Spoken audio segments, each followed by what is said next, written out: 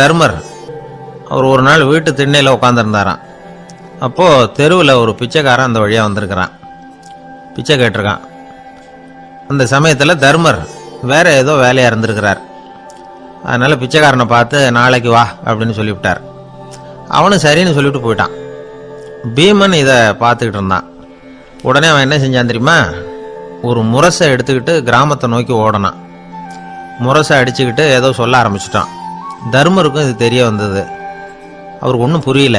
என்னாச்சு உனக்குன்னு கேட்டார். பீமன் சொன்னான், நான் கிராம மக்களுக்கு ஒரு செய்தியை தெரிவிக்க போகிறேன் அப்படின்னா. என்ன செய்தின்னார். எங்கள் அண்ணன் காலத்தை வென்றுட்டார் அப்படிங்கிற செய்தியை சொல்ல போகிறேன்னா. நான் காலத்தை ஜெயிச்சுட்டேனா, ஏனால் அப்படி சொல்கிற அப்படின்னு கேட்டார். நீங்கள் பிச்சைக்காரனை நாளைக்கு வர சொன்னீங்களே, அதனால தான் அப்படின்னா. அதனால் என்னன்னார். நீங்கள் அவனை நாளைக்கு வான்னு சொன்னீங்க, நீங்கள் நிச்சயமாக நாளைக்கு இருப்பீங்களா? அந்த பிச்சைக்காரனும் நாளைக்கு உயிரோடு இருப்பானா? நாளைக்கு நீங்கள் இருந்தாலும் பிச்சை போடக்கூடிய மனோபாவம் உங்களுக்கு இருக்குமா? பிச்சை நிச்சயம் போடுவீங்களா? நாளைக்கு வரைக்கும் அவன் பிச்சைக்காரனாகவே இருப்பாங்கிறது என்ன நிச்சயம்? நாளைக்கு உங்கள் சந்திப்பு நிச்சயம் நடக்குமா? அதனால தான் நீங்கள் காலத்தை ஜெயிச்சுட்டீங்க அப்படின்னு சொல்லி அவ்வளோ நிச்சயமாக நான் முடிவு பண்ணிவிட்டேன். அப்படி நீங்கள் நினச்சதுனால தான் அவனை நாளைக்கு வர சொல்லியிருக்கிறீங்க. இது எவ்வளவு பெரிய விஷயம். இதை மற்றவங்களுக்கு சொல்லாமல் இருக்கலாமா? நேரம் ஆகிட்டுது, நான் உடனே ஊருக்குள்ளே போய் இதை சொல்லணும், தாமதிக்க முடியாது. ஏன்னா இந்த நேரம் கடந்துட்டுதுன்னா அடுத்த நாழிகை எனக்கு கிடைக்குங்கிறது நிச்சயம் இல்லை அப்படின்னு பீமன் சொல்லி முடிச்சுட்டு புறப்படுறதுக்கு தயாரானான். தர்மர் அவசரமாக குறுக்கிட்டார். தம்பி கொஞ்சம் பொறு, நான் தவறு பண்ணிட்டேன். பரிபூர்ண சுதந்திரம் பெற்ற மனிதன் தான் அப்படி பேச முடியும், அப்படி வாக்குறுதி தர முடியும். அந்த பிச்சைக்காரனை இப்போவே கூப்பிடு, ஏதாவது உடனே கொடுத்து அனுப்பி வச்சு விட்றேன். நாளைக்கு என்ன நடக்குங்கிறது யாருக்கு தெரியும் அப்படின்னார். இந்த கதையிலேருந்து நாம் உணர்ந்து கொள்ள வேண்டிய உண்மை என்ன தெரியுமா? நிகழ்காலம் ஒன்று தான் நம்ம கையில் இருக்கிறது. அதை தவற விடாமல் சரியாக பயன்படுத்திக்கணும். கடந்த காலம்ங்கிறது திரும்பி வர போகிறதில்ல. எதிர்காலம்ங்கிறது இப்போ நம்மக்கிட்ட கிடையாது. அதனால் நிகழ்காலத்தை தான் நாம் பயன்படுத்திக்க முடியும். ஒரு ஊரில் ஒரு சோதிடர் இருந்தார். அவர் எதிர்காலத்தை பற்றி அதிகமாக சொல்லிகிட்டு இருப்பார். அவருடைய சோதிடத்தை எப்படியாவது பொய்யாக்கி போடணும் அப்படின்னு சொல்லி 2 இளைஞர்கள் தீர்மானம் பண்ணிட்டாங்க. அதுக்காக ஒரு திட்டம் போட்டாங்க. அது குளிர்காலம். ஒரு இளைஞன் பெரிய கோட்டு ஒன்று சட்டைக்கு மேலே போட்டுக்கிட்டான். அந்த மேல் கோட்டுக்குள்ள ஒரு புறாவை மறைச்சி வச்சுக்கிட்டான். 2 பேரும் அந்த சோதிடர் வீட்டுக்கு போகிறாங்க. அவரை பார்த்தாங்க. இதை பாருங்க, இந்த கோட்டுக்குள்ள ஒரு புறாவை மறைச்சி வச்சிருக்கிறோம். அந்த புறா இப்போ உயிரோடு இருக்கா, இறந்து போச்சா, இதை நீங்கள் சொல்லணும். சரியாக சொல்லிவிட்டா உங்கள் ஜோசியத்தை நம்புகிறோம் அப்படின்னாங்க. இவங்க மனசுக்குள்ளே என்ன திட்டம்னா, புறா உயிரோடு இருக்குன்னு அவர் சொல்லிவிட்டார்னா அப்படியே கையால் அமைக்க அதை கொண்டு விட வேண்டியது. புறா உயிரோடு இல்லைன்னு சொல்லிவிட்டார்னா அப்படியே உயிரோடு எடுத்து காட்டி விட வேண்டியது. இதுதான் அந்த இளைஞர்களோட திட்டம். அவர் என்ன பதில் சொன்னாலும் அவர் சொல்கிறது பொய்ன்னு நிரூபணம் பண்ணிவிடலாம்ல. இதுதான் அவங்க நம்பிக்கை. இந்த சோதிடர் எல்லா வகையிலையும் தப்பிக்க முடியாதுன்னு அவங்க நம்பினாங்க. ஆனால் அந்த சோதிடர் சொன்ன பதில் இவங்களை திகைக்க வச்சுட்டுது. அவர் என்ன சொன்னார் தெரியுமா? உங்கள் கோட்டுக்குள்ளே இருக்கிற புறா உயிரோடு இருக்கா செத்து போச்சா அப்படின்னு தானே கேட்குறீங்க. அது உங்கள் கையில் இருக்குது. அது சாகவும் இல்லை, உயிரோடவும் இல்லை. அந்த பறவையின் வாழ்வும் சாவும் உங்கள் கையில் தான் இருக்குன்னார். இவங்க தோல்வியை ஒத்துக்கிட்டாங்க. இந்த கதையை நமக்கு ஒரு உண்மையை உணர்த்துது. இன்றைய இளைஞர்கள் எதிர்காலங்கிற பறவையை தங்களுக்குள்ளே வச்சிருக்கிறாங்க. அந்த பறவையின் வாழ்வும் தாழ்வும் அவங்க கையில் தான் இருக்கு. நமது வாழ்க்கைங்கிறது நமது கையில். நாம் நல்லா இருக்கிறதும் இல்லாமல் போகிறதும் நாம தான் காரணம். ஒரு பூங்கா, அங்கே ஒருத்தர் நின்றுட்டு இருக்கிறார். நின்றுக்கிட்டே ஏதோ ஆழ்ந்த யோசனையில் இருக்கிறார். அந்த பக்கமாக இன்னொருத்தர் வந்தார். இவரை கவனிச்சார். என்ன யோசனைன்னு கேட்டார். எப்படி எழுந்திருக்கிறதுன்னு யோசனை பண்ணிட்டு இருக்கிறேன்னார். அவர் கேட்டவருக்கு ஒரு மாதிரி ஆயிட்டுது. ஏற்கனவே நின்றுகிட்டு இருக்கிற ஒருத்தர் எப்படி எழுந்திரிச்சு நிற்கிறதுன்னு யோசிக்கிறாருன்னா அது ஆச்சரியம் தானே. அதுக்கப்புறம் இவர் யோசிக்க ஆரம்பித்தார். என்ன இவர் இப்படி பேசுகிறாரு அப்படின்னு. கீழே விழுந்தால் தானே எழுந்திரிச்சு நிற்க முடியும். அதனால் எழுந்திரிக்கணும்னு நினைக்கிறவங்க முதல்ல கீழே விழணும். இவர் முதல்ல கீழே விழணும், அதுக்கப்புறம் தான் எழுந்திருக்கிறது எப்படின்னு சிந்திக்க முடியும். இந்த உலகத்தில் எல்லாருமே கீழே விழுந்து எழுந்தவர்கள் தான். இப்போ இந்த குழந்தை பருவத்தில் கீழே விழாமல் நடைபயில கற்றுக்கிட்டவங்க யாராவது உண்டா? சின்ன வயசில் ஒரு தடவை கூட கீழே விழலை சார், அப்படியே பிறந்தார் வளர்ந்தார் பெரியவர் ஆயிட்டார் அப்படின்னு யாரையும் சொல்ல முடியாது. அதனால் மனுஷங்கிறவன் விழுந்து புரண்டு எழுந்து தான் நடக்க கற்றுக்கிறான். ஒரு உண்மையை நாம் எல்லாரும் புரிஞ்சுக்கணும். இந்த உலகத்தில் தவறு செய்யாத மனிதர்களே யாரும் கிடையாது. அப்படி இருக்கிறப்போ எப்போதாவது நாம் தவறு பண்ணிவிட்டோம்னா அதுக்காக மனசு உடஞ்சி போயிடக்கூடாது, வாழ்க்கையில் வெறுப்பு வந்துடக்கூடாது. ஒரு தவறு நடந்துட்டுதா அதுக்காக மனசு உடஞ்சி போடாதீங்க, அதை ஒரு பாடமாக எடுத்துக்கங்க. அதே தவறு மறுபடியும் நடக்காமல் வேணும்னா பார்த்துக்கலாம், அது போதும். தடைக்கல்ல படிக்கல்லாம் மாற்றிக்கணும், இதுதான் இதில் முக்கியம். ஒரு அலுவலகம், அங்கே ஒரு அதிகாரி, அவர் உயர்ந்த பதவியில் இருந்தார், சிறந்த நிர்வாகின்னு பேர் வாங்கினவர். அவர் தனக்கு கீழே வேலை செய்கிறவங்க கிட்டெல்லாம் சொல்லுவாராம், இந்த நிறுவனத்தில் நீங்கள் எத்தனை தடவை வேணும்னாலும் தவறுகள் செய்யலாம், ஆனால் ஒரே விஷயம் என்னென்னா ஒரே தவறை மறுபடியும் செய்யக்கூடாது, அது முக்கியம் அப்படின்பாராம். இதை மேம்போக்கா பார்த்தா அவர் ஏதோ தன்னுடைய ஊழியர்களை தவறு செய்ய தூண்டுறது மாதிரி தெரியும். ஆனால் உண்மை அப்படி இல்லை. இன்னைக்கு என்ன நடக்குது தெரியுமா? அநேகமாக எல்லா மனிதர்களுமே ஒரே தவறை தான் மறுபடியும் மறுபடியும் செய்கிறாங்க. விளையாட்டு வீரர்கள் ஒரே மாதிரியான தவறுகளை திரும்ப திரும்ப செய்யறது உண்டு. கணக்கு எழுதுறவங்கள பாருங்க, ஒரே தப்பை மறுபடியும் மறுபடியும் செய்வாங்க. அலுவலகம் வருகிறவர்களை கவனிங்க, ஒரு நாள் தாமதமாக வந்தால் பரவாயில்ல, தினமும் தாமதமாக வருவாங்க. இது மாதிரி செய்த தவறையே திரும்ப திரும்ப செய்யறதுக்கு என்ன காரணம் அப்படின்னா, சோம்பல், ஞாபக மறதி, கவனக்குறைவு, தன்னுடைய திறமை பேரில் அளவுக்கு மீறிய நம்பிக்கை, இப்படி இதில் ஏதாவது ஒரு காரணமாக இருக்கலாம் அப்படிங்கிறாங்க இது பற்றி ஆய்வு செய்கிற வல்லுநர்கள்.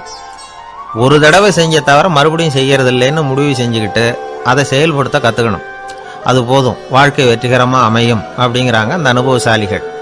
அதனால் வெற்றிகரமாக வாழ்க்கையில் நடைபோட விரும்பும் இளைஞர்கள் தவிர்க்க வேண்டியது என்னென்னா, முதல்ல சோம்பலை தவிருங்கள், சுறுசுறுப்பாக இயங்குங்கள் அப்படிங்கிறது அவங்க அறிவுரை. ரெண்டாவது ஞாபக மறதி, எந்த செயல்லையும் ஈடுபாடு வேணும், அக்கறை வேணும். மூணாவது கவனக்குறைவு, எதையும் அலட்சியப்படுத்தக்கூடாது.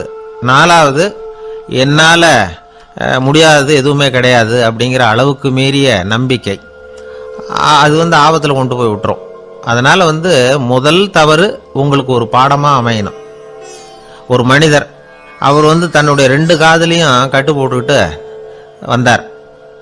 அவருடைய நண்பர் அதை கவனிச்சுட்டார். என்ன சார் ஆச்சு, 2 காதுலையும் கட்டு போட்டுருக்கீங்களே அப்படின்னு விசாரித்தார். ஒன்றுமில்லை சார், வீட்டில் ரொம்ப ஆர்வமாக டிவியில் கிரிக்கெட் மேட்ச் பார்த்துக்கிட்டு இருந்தேன். அப்போது என்னுடைய மனைவி துணிகளுக்கு அயர்ன் பண்ணிக்கிட்டு இருந்தாங்க. அயர்ன் பாக்ஸை அப்படியே வச்சுட்டு அடுப்பங்கரைக்கு போயிட்டாங்க. அந்த சமயம் பார்த்து டெலிஃபோன் பண்ணி அடிச்சுது. அவசரமாக ஓடி போய் அதை எடுத்து காதில் வச்சேன். அப்போ தான் தெரியும் அது அயர்ன் பாக்ஸுங்கிற விஷயம். சூடாக இருந்ததா, சுட்டு விட்டுது அப்படின்னார். ஒரு காது சரி சார், 2 காதும் ஏன் அப்படி ஆச்சு அப்படின்னு கேட்டார். அதே ஆள் மறுபடியும் ஃபோன் பண்ணா சார் அப்படின்னார் இவர். இவர் எவ்வளோ தூரம் யோசிச்சிருப்பார் பாருங்க. அதனால் ஒரு தவறு மறுபடியும் நடக்கக்கூடாது, முதல் தவறு உங்களுக்கு ஒரு பாடமாக அமையட்டும் அப்படிங்கிறது தான் இதிலிருந்து நாம் தெரிந்து கொள்ள வேண்டிய கருத்து. அதனால் தவறுகள் அதெல்லாம் தடைக்கெல்லாம் நினைக்க வேண்டாம், படிக்கெல்லாம் நினைப்போம். அப்படி நினைச்சோம்னா வாழ்க்கையில் வெற்றி நிச்சயம். கொஞ்சம் தூரத்தில் நாம் நிற்கிறோம், எட்டத்தில் இருந்துக்கிட்டு அவரை கவனிக்கிறோம். அவர் ஃபோனில் பேசுகிறத, அவர் பேசுகிற வார்த்தைகள் என்ன அப்படிங்கிறது நம்ம காதில் விழலை. ஆனாலும் அவர் பேசிக்கிட்டு இருக்கிறது நல்ல செய்தியா கெட்ட செய்தியா அப்படிங்கிறத நம்மளால் யூகிக்க முடியும். மகிழ்ச்சியான செய்தியை பேசும்போது முகம் மலருது, புன்னகை பூக்குது. இதில் ஒன்று நீங்கள் கவனிக்கணும், தொலைபேசியில் நாம் பேசுகிறப்போ நம்மோட பேசுகிறவர் எதிரில் இல்லை. அவர் தொலைபேசி வழியாக நம்ம குரலை மட்டும்தான் கேட்க போகிறார், நம்ம முகத்தை அவர் பார்க்க போகிறதில்ல. அப்படி இருந்தோம், அப்போ நம்ம முகம் ஏன் மலரணும் அப்படின்னா, இதுதான் உடல் மொழி, பாடி லாங்குவேஜ் அப்படின்னு சொல்கிறாங்க. நம்ம அறியாமலேயே நம்ம உடம்பு செய்திகளை தெரிவிக்குது பாருங்க, அதுதான் உடல் மொழி. ஒரு மனிதர் தொலைபேசியில் பேசிக்கிட்டு இருக்கிறத நீங்கள் தூரத்திலிருந்து கவனிச்சுக்கிட்டே அவர் நண்பரோட பேசுகிறாரா, மனைவியோட பேசுகிறாரா, குழந்தையோட பேசுகிறாரா, இல்லை மேல் அதிகாரிகிட்ட பேசுகிறாரா, அல்லது அவருக்கு கீழே பணிபுரிகிறவர்கள்கிட்ட பேசுகிறாரா அப்படிங்கிறத கண்டுபிடிக்கலாம். அதுக்கு காரணம் அவருடைய உடல் மொழி. இந்த உடல் மொழி கூட நம்ம வாழ்க்கையின் முன்னேற்றத்துக்கு பயன்படும். இதை பற்றியெல்லாம் கூட சில நிபுணர்கள் ஆராய்ச்சி பண்ணி பார்த்துருக்குறாங்க. அவங்க சில விவரங்களை சொல்றாங்க. குறிப்பா ஒருத்தர் தன்னுடைய நாற்காலியில கிட்டத்தட்ட படுத்துக்காத குறையா உட்காந்துருக்கிறாருன்னு வச்சுக்கோங்க. எதிர இருக்கிறவர் பேசுறது அவருக்கு பிடிக்கலன்னு அர்த்தமா. தலையை சுரிஞ்சிக்கிறது, வேற வேற திசைகளில் பார்க்கறது, கொட்டாவி விடுறது, கால்களை மாற்றி போட்டு உட்கார்றது, களைப்பா கை விரல்களை அப்படியே பின்னிக்கிறது, அடிக்கடி கடிகாரத்தை பார்க்கறது, இப்படிலாம் ஒருத்தர் பண்ணிக்கிட்டு இருக்கிறாருன்னா நாம் கூடிய சீக்கிரம் அந்த இடத்த விட்டு எழுந்திரிச்சு வந்துடுறது நல்லது. ஏன்னா இதெல்லாம் அவருடைய சலிப்பு, சோர்வு, ஆர்வமின்மை இதுக்கு அடையாளங்கள். நம்முடைய பேச்சு அவரை சலிப்படைய வச்சுட்டதுன்னு அர்த்தம். அவர் ரொம்பவும் சோர்ந்து போயிட்டாருன்னு பொருள். நம்முடைய பேச்சில் அவருக்கு ஆர்வம் இல்லைன்னு அர்த்தம். அதே நேரத்தில் நாற்காலியின் நுனியில் அமர்ந்து உடலை முன்னுக்கு நகர்த்தி எதிர இருக்கிறவரின் கண்களை பார்த்துக்கிட்டே பேசினாலும் சரி அல்லது பேச்சை கேட்டாலும் சரி, உங்கள் பேரில் மற்றவங்களுக்கு உள்ள பிடிப்பு அதிகரிக்கும். நாம் எப்படிப்பட்டவருங்கிறத நம்ம உடம்பும் நடை உடை பாவனையும் அடுத்தவங்களுக்கு காட்டி கொடுத்துரும். உங்கள் உடம்பு, உங்கள் பார்வை, நடை, உட்கார்ற விதம் இதை வச்சுக்கிட்டே நீங்கள் பொறுப்புள்ளவரா, முரடரா, அலட்சியமானவரா, மரியாதை தெரிஞ்சவரா, அடக்கமானவரா, நம்பிக்கைக்கு உரியவரா, நாணயம் இல்லாதவரா, பயந்தவரா, திறமைசாலியா, அப்பாவியா அப்படிங்கிறதையெல்லாம் கண்டுபிடிச்சிடலாம். அதனால் இந்த உடல் மொழியை புரிஞ்சுக்கிட்டு நம்மளை கொஞ்சம் சரிப்படுத்திக்கிட்டோம்னா வாழ்க்கையில் சுலபமாக பல காரியங்களை சாதிக்க முடியும்.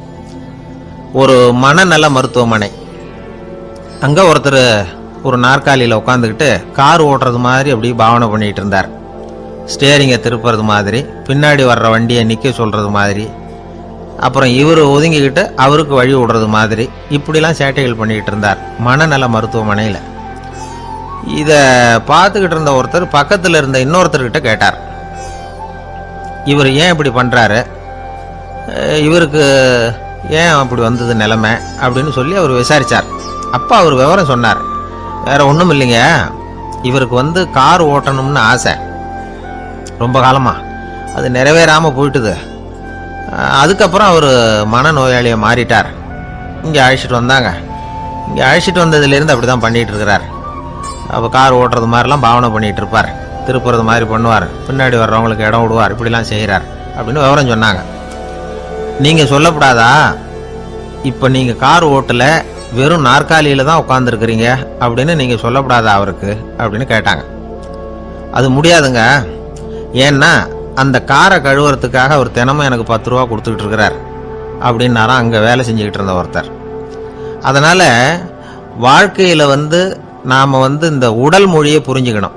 உடல் மொழிங்கிறது இப்போ ஆரம்பத்தில் சொன்னது மாதிரி அந்த தொலைபேசியில் பேசுகிறவங்கள தூரத்திலிருந்து பார்த்தாவே அவர் யாருக்கிட்ட பேசுகிறார், என்ன பேசுகிறாருன்னு தெரியும். நம்ம முகத்தை நல்லா வச்சுக்கணும். உடல் மொழியை நம்ம புரிஞ்சுக்கிட்டு பயன்படுத்த ஆரம்பித்தோம்னா எந்த முயற்சி பண்ணினாலும் அதில் வெற்றி நிச்சயம்.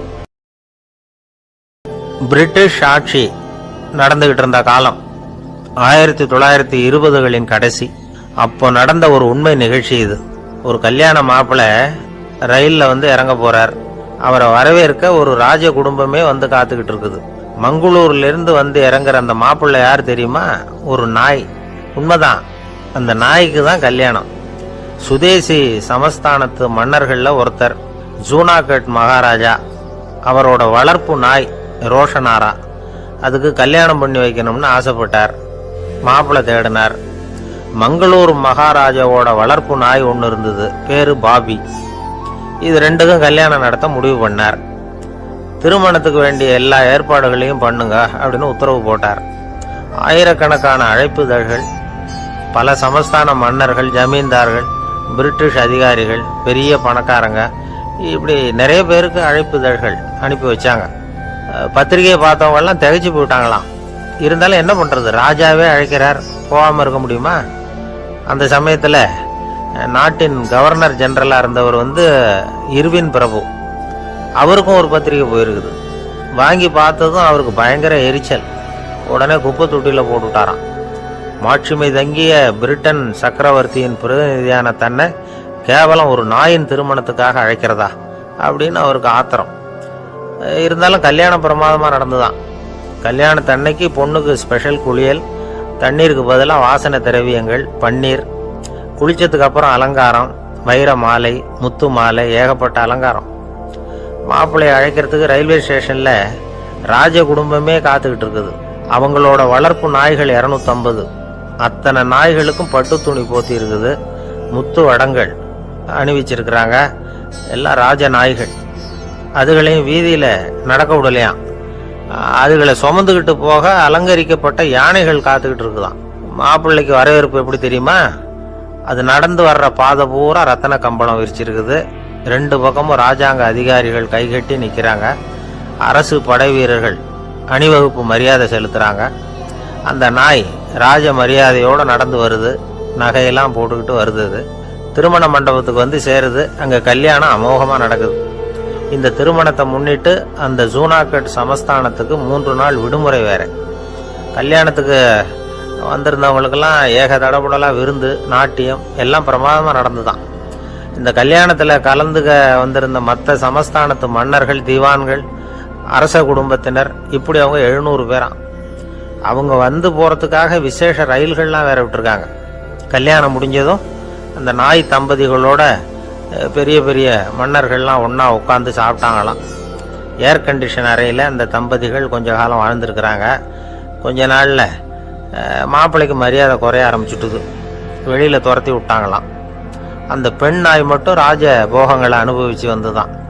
இந்த கல்யாணத்தை பார்த்துட்டு தொடர்ந்து மற்ற சமஸ்தானத்து மன்னர்களும் நாய் திருமணங்கள் நடத்த ஆரம்பிச்சுட்டாங்களாம். இது உண்மையில் நடந்திருக்குது. இப்படி அது இருக்கட்டும். இப்போ நம்ம கதைக்கு வருவோம். ஒரு ராஜாவுக்கு ரொம்ப நாள் கழித்து ஒரு குழந்தை பிறந்துதான். அரண்மனை ஜோசியரை கூப்பிட்டுருக்கார் ராஜா.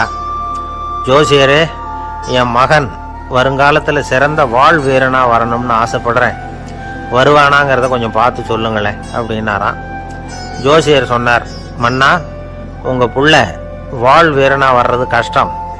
ஆனால் அவரும் உங்களை மாதிரியே நாய்க்குட்டிகள் பேரில் பிரியமாக இருப்பார். அதுகளுக்கு கல்யாணமும் பண்ணி வைப்பார் அப்படின்னாராம். அது எப்படி கண்டுபிடிச்சிங்க அப்படின்னு கேட்டிருக்கார் ராஜா.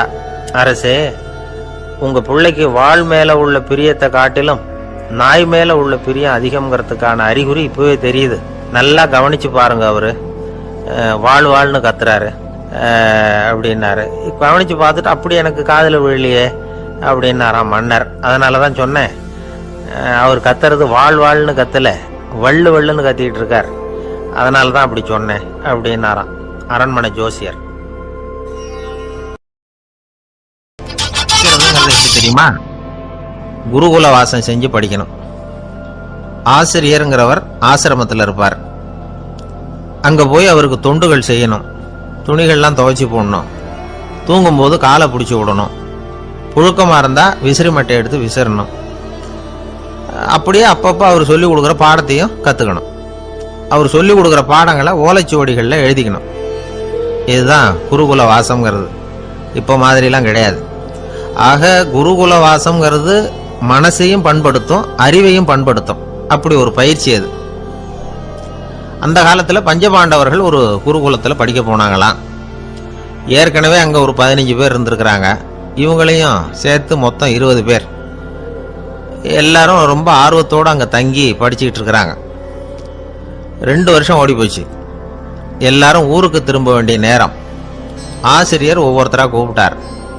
இது வரைக்கும் என்ன கற்றுக்கிட்ட அப்படின்னு கேட்டார். அவங்க தாங்கள் எழுதி வச்சிருந்ததை சொன்னாங்க, கற்றுக்கிட்டதை சொன்னாங்க. அங்கே படிக்க வந்தவங்க எல்லாருமே புத்திசாலிகள். அது மட்டும் இல்லை, பல பேர் அரச குடும்பத்தை சேர்ந்தவங்க, இளவரசர்களாக வேற இருக்கிறவங்க. அதனால் அவங்கக்கிட்ட அபாரமான கல்வி அறிவை எதிர்பார்த்தார். ஒருத்தவன் தான் எழுதி வச்சிருந்த சரித்திர பாடம் பூராவையும் படித்து காட்டினான். இன்னொருத்தவன் தான் எழுதி வச்சிருந்த பூகோள பாடம் பூராவையும் படித்து காட்டினான். இப்படி ஒவ்வொருத்தராக அவங்க படித்தது என்னங்கிறத படித்து காட்டிவிட்டு போனாங்க. கடைசியாக தர்மர் வந்தார். பேசாமல் நிற்கிறார்.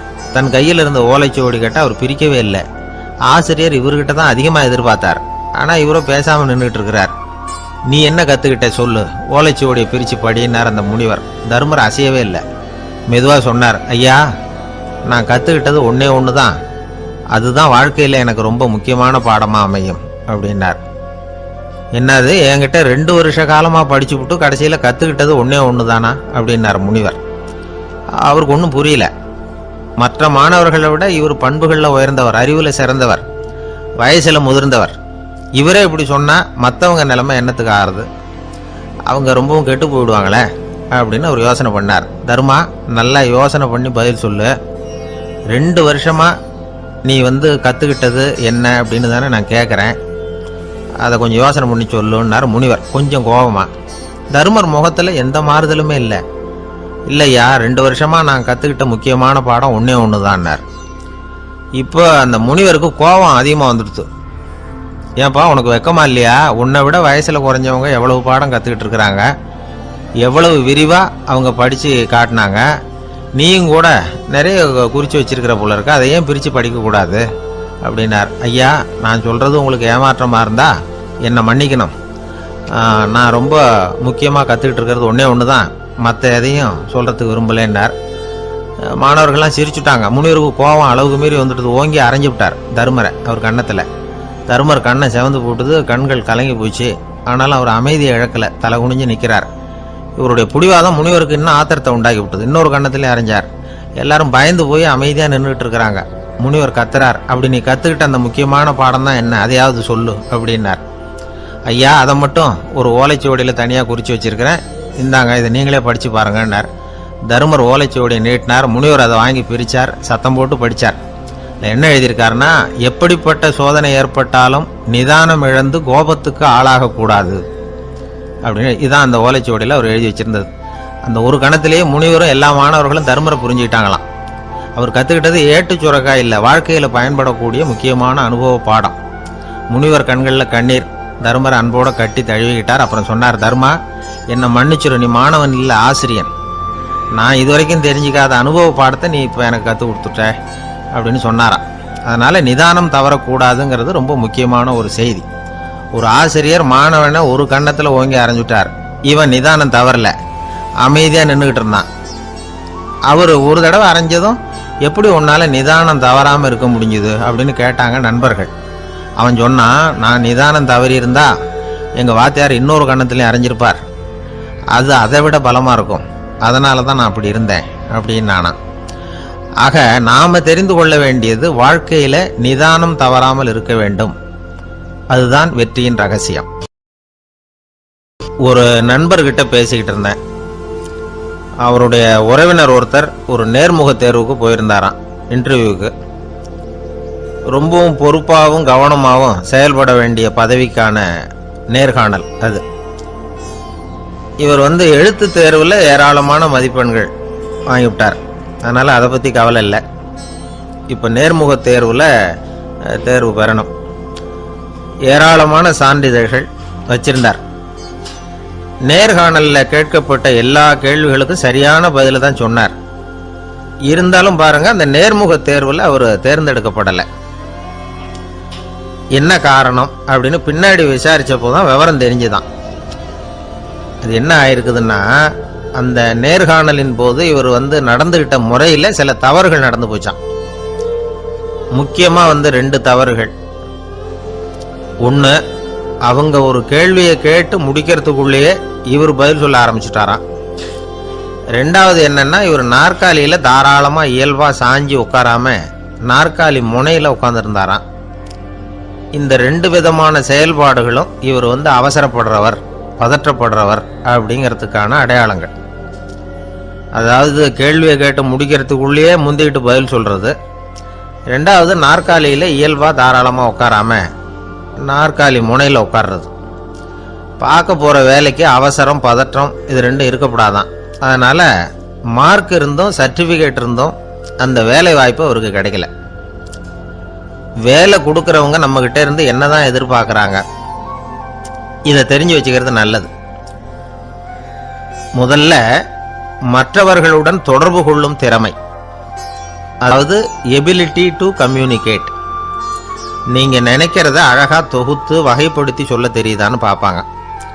உங்கள் திட்டங்களை அடுத்தவங்க ஏற்றுக்கொள்ளக்கூடிய விதத்தில் வெளிப்படுத்துறதுக்கு உங்களால் முடியுதான்னு பார்ப்பாங்க. இதுக்கு என்ன செய்யறது? குழப்பம் இல்லாமல் சிந்திக்கணும், குழப்பம் இல்லாமல் பேசணும். 2வது விஷயம் என்னன்னா, புத்திசாலித்தனம், அதாவது இன்டெலிஜென்ஸ். ஏற்றுக்க போகிற வேலையை நல்ல விதமாக செய்ய முடியுமா உங்களால்? அதை எந்தெந்த வழியில் செய்யலாம் அப்படிங்கிறத உங்களால் தீர்மானிக்க முடியுமா? அந்த வேலைக்கான புது புது யோசனைகளை உங்களால் சொல்ல முடியுமா அப்படின்னு பார்ப்பாங்க. இது இன்டெலிஜென்ஸ். 3வது தன்னம்பிக்கை, அதாவது செல்ஃப் கான்ஃபிடன்ஸ். உங்களுக்கு அது உண்டா அப்படிங்கிறத கவனிப்பாங்க. எந்த சூழ்நிலையையும் சமாளிக்கணும், எப்படிப்பட்ட மனிதர்களையும் சமாளிக்கிற தைரியம் வேணும், அடுத்தவங்களை நமக்கு சாதகமாக திருப்பக்கூடிய தன்னம்பிக்கை வேணும்.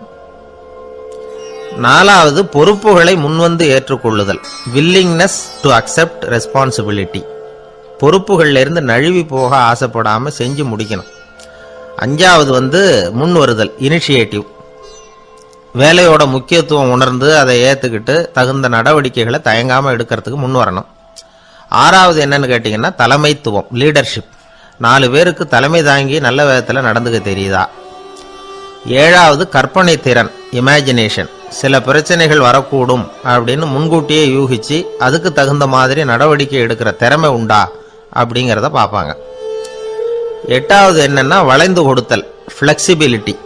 சூழ்நிலைக்கு தகுந்த மாதிரி, மாற்றங்களுக்கு தகுந்த மாதிரி அனுசரித்து நடந்துக்கிறதுக்கு தெரியுதா அவங்களுக்கு அப்படிங்கிறத கவனிப்பாங்க. அடுத்தது திறமைகளை வெளிக்கொணரும் திறமை, இன்டர்பர்சனல் ஸ்கில்ஸ். அடுத்தவங்க கிட்ட இருக்கிற திறமையை கண்டுபிடிச்சி அதை நல்ல விதத்தில் ஊக்கப்படுத்தி பயன்படுத்த தெரியுதா அப்படின்னு பார்ப்பாங்க. 6வது சுய அறிவு, செல்ஃப் நாலெட்ஜ். அடுத்தவங்க நம்மளை பற்றி என்ன நினைக்கிறாங்க அப்படிங்கிறத நம்மளால் புரிஞ்சிக்க முடியுதாங்கிறது முக்கியம். அடுத்தது போட்டி மனப்பான்மை, காம்படிட்டிவ்னஸ். அடுத்தவங்களை ஒப்பிட்டு பார்த்து அதை விட ஒரு படி மேலே வரணுங்கிற குணம் வேணும்.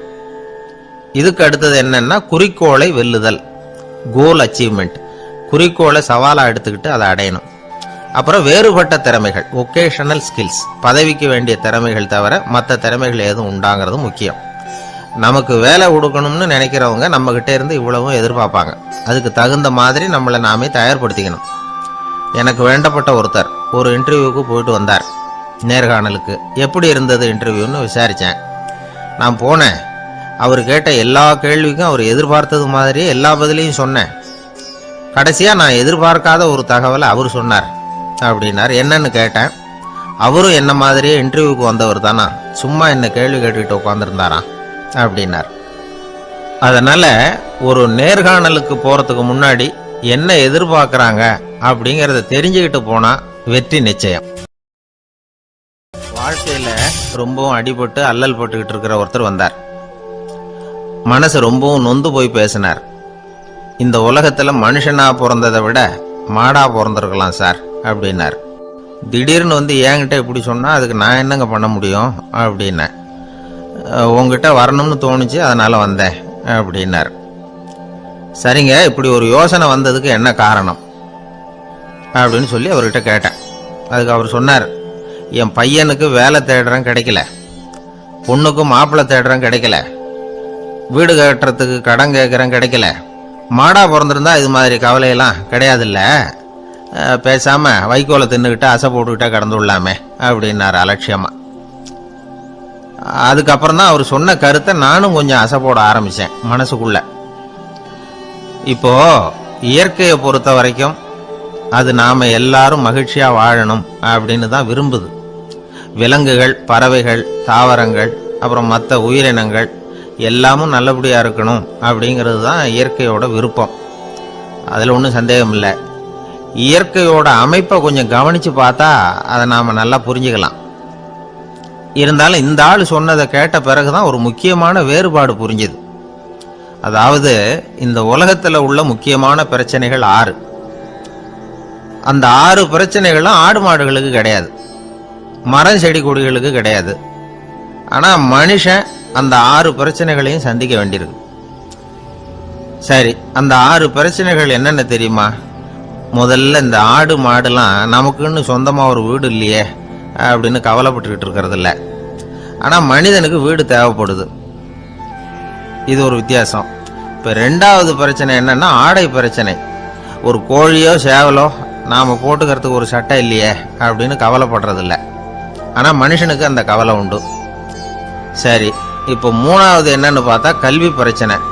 ஒரு பசுமாடு கவலையோடு நின்றுக்கிட்டு இருக்கு அப்படின்னு வச்சுக்குவோம். நீங்கள் அதுக்கிட்ட போய் ஏன் பசுமாடை கவலையோடு நின்றுக்கிட்டு இருக்கிற அப்படின்னு கேட்குறீங்க. என் கண்ணுக்குட்டிக்கு எல்கேஜியில் இடம் கிடைக்கல, டொனேஷன் கொடுக்கறதுக்கு கையில் பணமும் கிடையாது, சிபாரிசுக்கு யாரை பிடிக்கிறதுன்னு தெரியல, இப்படியா சொல்லிகிட்டு இருக்கோம். அதுக்கு அந்த கவலையெல்லாம் கிடையாது. ஆனால் மனிதனுக்கு அந்த கவலை உண்டு. 4வது என்னன்னு பார்த்தீங்கன்னா வேலைவாய்ப்பு பிரச்சனை.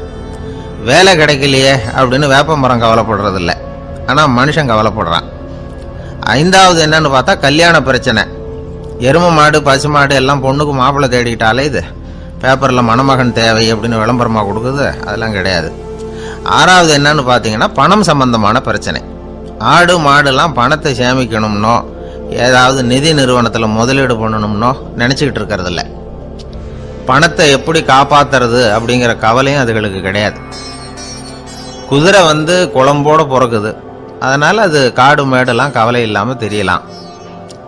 ஆடு உடம்புல ரோமத்தோடு பிறக்குது, அதனால் அது குளிரை பற்றி கவலைப்பட வேண்டிய அவசியம் இல்லை. ஆனால் மனுஷனை பார்த்தீங்கன்னா அவன் தான் ஒன்றும் இல்லாமல் பிறக்கிறான். ஏன் இந்த பாகுபாடு அப்படின்னு கேட்டால் இதை பற்றி கொஞ்சம் சிந்திச்சு பார்க்கணும். அதாவது இந்த சந்தேகத்தை ஒரு பெரியவர்கிட்டையும் கேட்டேன், அவர் சொன்னார் இதுக்கு பதில். அவர் இதே கேள்வியை இயற்கை கிட்ட கேட்டாராம்.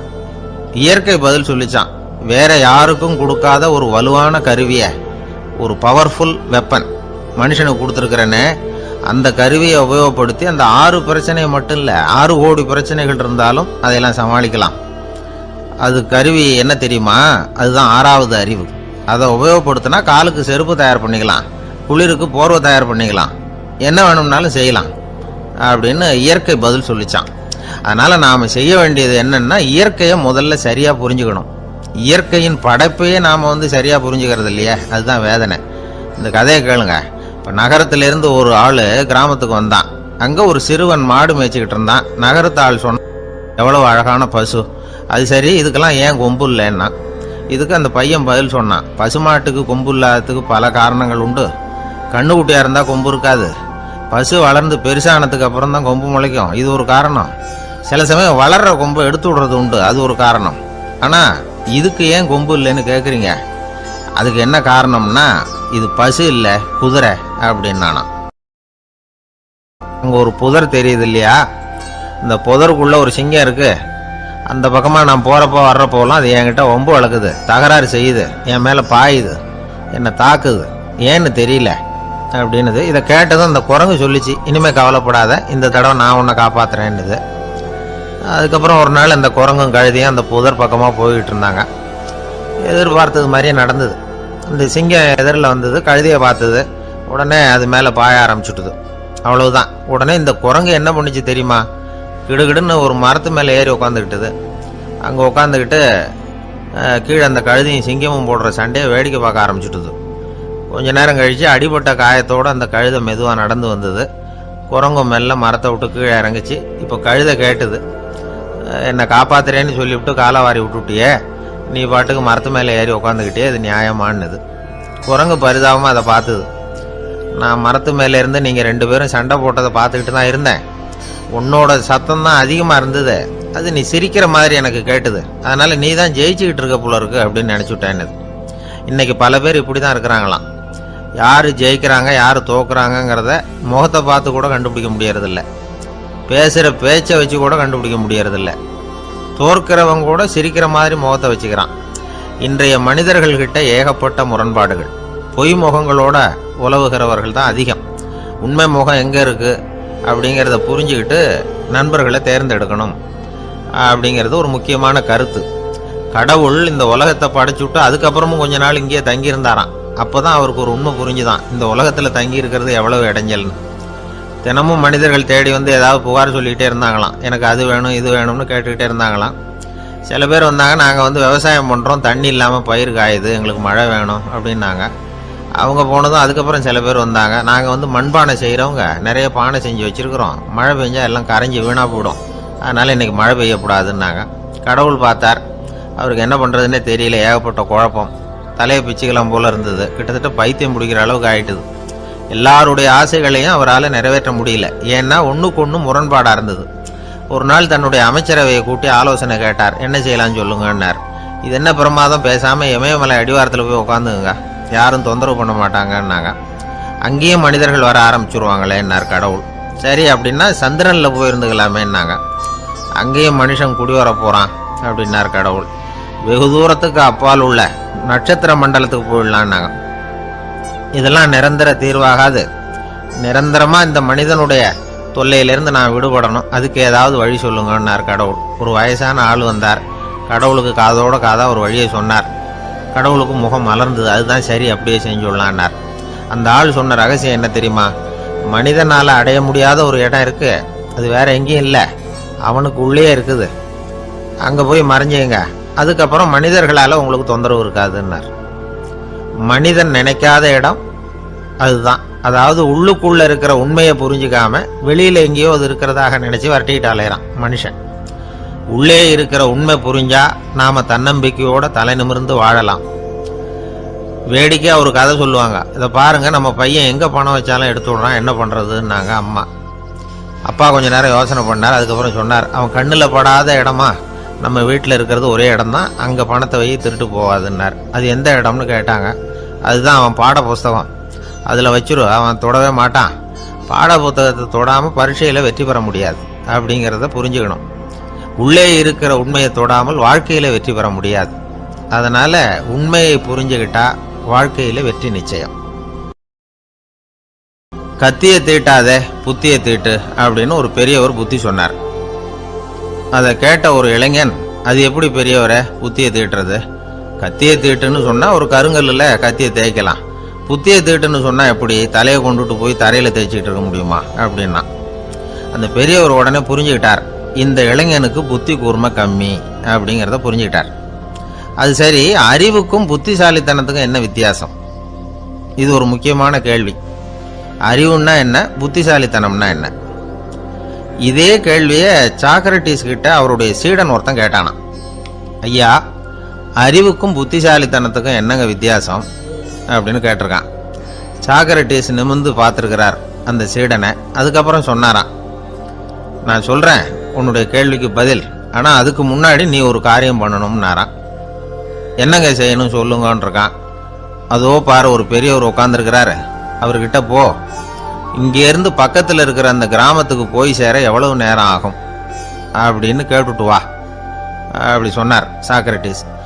சரின்னு சொல்லிவிட்டு இவன் போனான். அந்த பெரியவர் முன்னாடி போய் நின்னான். ஏங்க பெரியவரை, இங்கேருந்து அதோ தெரியுத அந்த கிராமத்துக்கு போய் சேர்றதுக்கு எவ்வளவு நேரம் ஆகும் அப்படின்னு கேட்டான்.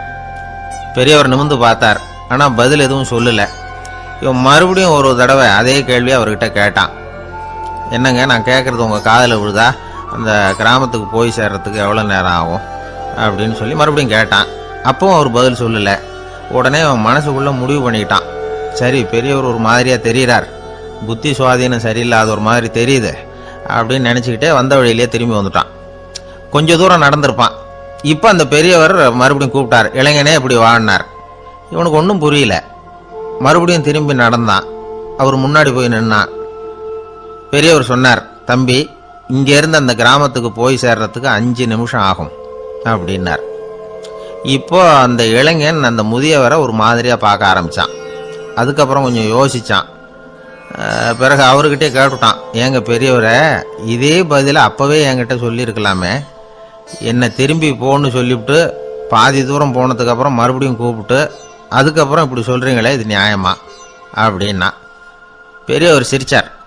அதுக்கப்புறம் சொன்னார், ஏன்பா, நீ எவ்வளவு வேகமாக நடக்கிறேங்கிறத பார்க்காம நீ கிராமத்துக்கு போய் சேர வேண்டிய நேரத்தை எப்படி என்னால் சொல்ல முடியும்? அதனால தான் உன்னை கொஞ்சம் தூரம் நடக்க விட்டு உன்னுடைய நடையின் வேகம், அந்த கிராமம் இருக்கிற தூரம் ரெண்டையும் கணக்கு போட்டு அதுக்கப்புறம் நேரத்தை சொன்னேன்னார். சீடன் வந்து தலை குனிந்தான். அப்படியே திரும்பி வந்து சாக்ரட்டிஸ் முன்னாடி நின்னான். சாக்ரட்டிஸ் இப்போ சொல்கிறார், தம்பி, அதுக்கு பேர் தான் புத்திசாலித்தனம். இந்த அறிவு கூர்மை வந்து எல்லா இளைஞர்களுக்கும் வரணும் அப்படிங்கிறதுக்காகத்தான் கத்தியை தீட்டாத புத்தியை தீட்டு அப்படின்னு பெரியவங்கள்லாம் சொல்லிகிட்டு இருக்கிறாங்க. புத்தியை தீட்டுறவங்கெல்லாம் வாழ்க்கையில் அறிவாளியாகிறாங்க, தீட்டாதவங்க கோமாளியாகிறாங்க. இதுதான் இன்றைக்கி நடக்கிறது. அதனால் அறிவு கூர்மைங்கிறது வேற. இந்த காலத்து ஆசாமி ஒருத்தர் இன்னொருத்தரை பார்த்து கேட்டார், ஏங்க, ஒரு விமானம் இங்கேருந்து புறப்பட்டு 2 மணி நேரத்தில் மதுரைக்கு போய் சேருது. நல்லா கவனிங்க, ஒரு விமானம் இங்கேருந்து புறப்பட்டு 2 மணி நேரத்தில் மதுரைக்கு போய் சேருது அப்படின்னா என்னோட வயசு என்னன்னு கேட்டார். இவர் கேட்குறதுல ஏதாவது அர்த்தம் இருக்கா? அதாவது இங்கேருந்து புறப்பட்டு 2 மணி நேரம் ஆகுது மதுரைக்கு போகிறதுக்கு, அப்படின்னா என் வயசு என்னன்னு கேட்குறாரே. இதை கேட்ட உடனே அவர் பதில் சொன்னார். அப்படின்னா உங்களோட வயசு 20 அப்படின்னார். எப்படிங்க அவ்வளவு கரெக்டாக சொன்னீங்க அப்படின்னு கேட்டார். வேற ஒன்றும் இல்லை, எங்கள் பக்கத்து வீட்டில் ஒரு முழு பைத்தியம் இருக்கு, அதோட வயசு 40. அப்படின்னா உன் வயசு 20 தான் இருக்கணும் அப்படின்னார். அரை பைத்தியம்னு முடிவு பண்ணிக்கிட்டார். அதனால் வாழ்க்கையில் அறிவு கூர்மைங்கிறது ரொம்ப அவசியம். அந்த புத்திசாலித்தனம் இருக்கிறவங்க வாழ்க்கையில் வெற்றி பெறுவது நிச்சயம். சாலை ஓரமாக அழுதுகிட்டு உட்காந்துருந்தான். பிச்சை எடுத்து சாப்பிட்ற ஒருத்தன் அந்த பக்கமாக வந்தான். இவனை பார்த்தான். ஏன் அழுதுகிட்டு உட்காந்துருக்கிற, என்னாச்சு உனக்கு அப்படின்னு கேட்டான். அதுக்கு இவன் சொன்னான், என்கிட்ட ஒன்றுமே இல்லை, நான் இந்த உலகத்தில் இருந்து என்ன பிரயோஜனம், அதனால தான் அழுதுகிட்டு இருக்கிறேன் அப்படின்னா. உன்கிட்ட மறைஞ்சிருக்கிற புதையல் என் கண்ணுக்கு நல்லா தெரியுது, அது உனக்கு புரியல, அதனால தான் அழுதுகிட்டு இருக்கிற அப்படின்னா. என்னது புதையல் இருக்குதா, உன் கண்ணுக்கு தெரியுதா அப்படின்னு கேட்டான். ஆமாம் எனக்கு தெரியுது, அந்த புதையலை நீ விற்கிறதுக்கு தயாராக இருக்கிறியா அப்படின்னு கேட்டான் இவன். இதை கேட்டதும் அந்த இளைஞனுக்கு ரொம்ப ஆச்சரியமாக போச்சு. என்னது இப்படி கேட்குறானே அப்படின்னு. என்கிட்ட ஒரு காசு கூட இல்லையே, அப்படி இருக்கிறப்போ புதையல் எங்கேருந்து வந்தது அப்படின்னா. இந்த நேரத்தில் அந்த பிச்சைக்காரன் சிரித்தான். இப்படி தான் இந்த உலகத்தில் எல்லாரும் சொல்லிகிட்டு இருக்கிறாங்க, என்கிட்ட ஒன்றுமே இல்லை ஒன்றுமே இல்லைன்னு சொல்லி. ஆனால் அவங்கக்கிட்ட தான் புதையல் இருக்கு, நீ வேணும்னா என் கூட வா, நம்ம நாட்டு அரசர்கிட்ட போவோம், உங்ககிட்ட இருக்கிற புதையலை அவர் நல்ல விலைக்கு எடுத்துக்குவார் அப்படின்னா. அது எப்படி உனக்கு தெரியும்னா, இதுக்கு முன்னாடியும் இது மாதிரி பல பேரை நான் ராஜா கிட்ட அழைச்சிட்டு போயிருக்கிறேன், அதனால தான் உன்னை பார்த்தேன், உன்னையும் கூப்பிடுறேன், நீ சரின்னு சொன்னால் உன்னை அழைச்சிட்டு போகிறேன், உங்ககிட்ட இருக்கிற புதையலை அவர் நல்ல விலை கொடுத்து எடுத்துக்குவார் அப்படின்னு சொன்னான். இவன் இப்படி சொல்கிறதும் அந்த இளைஞனுக்கு ஒன்றுமே புரியல. இது என்னது இந்த ஆள் இப்படி சொல்லிகிட்டு இருக்கிறான், நம்மக்கிட்ட என்ன இருக்குது, அதுவும் இல்லாமல் இவனே பிச்சை எடுத்து சாப்பிட்டுக்கிட்டு இருக்கிறான், இவன் போய் நம்மளை ராஜா கிட்ட அழைச்சிட்டு போகிறதா போகிறேங்கிறானே என்ன அப்படின்னு சொல்லி அவன் யோசனை பண்ணான். என்ன யோசிக்கிற, உனக்கு பணம் வேணும்னா என்னோட வா அப்படின்னா. இளைஞன் ஒரு முடிவுக்கு வந்தான். சரி, இங்கேயே உட்காந்துக்கிட்டு இருக்கிறத விட அங்கேயாவது போய் பார்ப்போமே, இங்கே அழுதுட்டு உட்காந்துருக்கிறதுல என்ன பிரயோஜனம், ஏதோ கூப்பிட்றான் போய் பார்த்துட்டு வருவோமே அப்படின்னு சொல்லி அவன் கூட புறப்பட்டான். பிச்சைக்காரன் முன்னாடி போயிட்டே இருக்கிறான், இந்த இளைஞன் பின்னாடி நடந்து போயிட்டு இருக்கான். 2 பேரும் அரண்மனையை நோக்கி போகிறாங்க. பாதி வழி போயிருப்பாங்க. வழியில் அந்த பிச்சைக்காரன் சொன்னான், இதை பாரு, முன்னாடியே சில விஷயங்களை நாம் பேசிக்க வேண்டியிருக்கு, சரியாக தெளிவாக முடிவு எடுத்துக்கிட்டு அதுக்கப்புறம் ராஜா கிட்ட போகணும். ஏன்னா அங்கே போய் அது முடியாது இது முடியாதுன்னு நாம் நமக்குள்ளே சண்டை போட்டுக்கிட்டு இருக்க முடியாது. ராஜாவுக்கு விலையை பற்றி கவலையே இல்லை, எவ்வளவு சொன்னாலும் நமக்கு பணம் கிடைச்சிரும். ஆனால் அதுக்கப்புறம் நான் இதை விற்கிறதுக்கு தயாராக இல்லைன்னு சொல்லிடக்கூடாது. அதனால் புதையலை விற்கிறதா இல்லையாங்கிறத இங்கேயே தெளிவாக முடிவு செஞ்சுக்கணும், இல்லைன்னா ராஜா கிட்ட போய் அங்கே போய் குழப்பிக்கிட்டு இருக்க முடியாது அப்படின்னு சொன்னான். இளைஞனுக்கு ஒன்றுமே புரியல. என்ன சொல்கிற நீ, என்கிட்டயா புதையலா, எங்கே இருக்குது அப்படின்னு சொல்லி குழம்பி போனான்.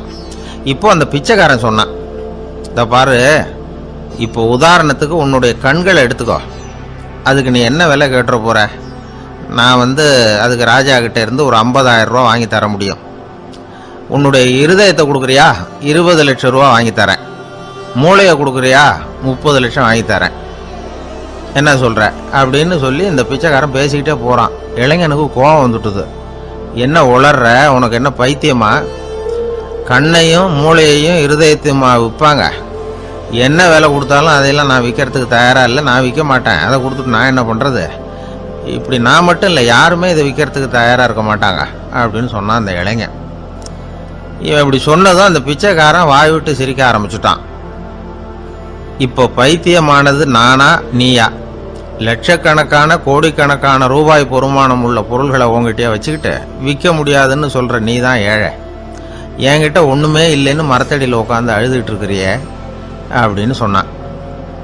இன்னைக்கு பார்த்தீங்கன்னா பல பேர் தன்கிட்ட புதைஞ்சிருக்கிற ஆற்றலை புரிஞ்சிக்க முடியாமல் அவதிப்பட்டுக்கிட்டு இருக்கிறாங்க.